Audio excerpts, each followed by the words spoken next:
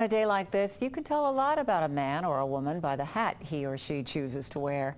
For veterans, of course, the hat is actually called a cover, and it's a crucial part of the uniform. Local 12's Rich Jaffe looks at some of the history our vets are wearing on their heads. Now I know a little something about hats. And I know for many people there's a story or emotional connection behind the hat they choose. I also know that in some situations, those connections are a lot stronger than others.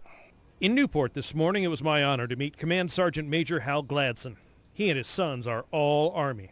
The Sergeant Major's burgundy beret is iconic.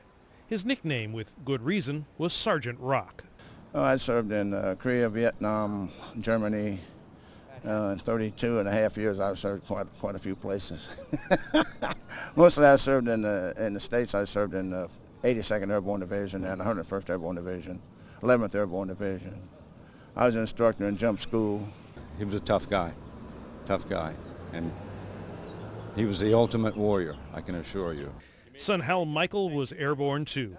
When I was in the Airborne, we had a glider patch on this, and I loved that hat.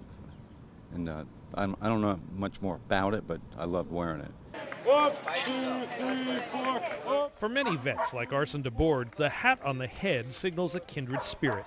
Sometimes I run into service fellas that's been in the Korean War, and then we have, something in common, They are worn proudly by our servicemen and women on a regular basis. But it's especially on the older ones that you can find a guidebook to the wearer's history if you know the language. I was wounded. This is 156 Purple Heart Chapter. I don't wear it for my recognition. I wear it for the ones that didn't make it home, and I'm proud of it.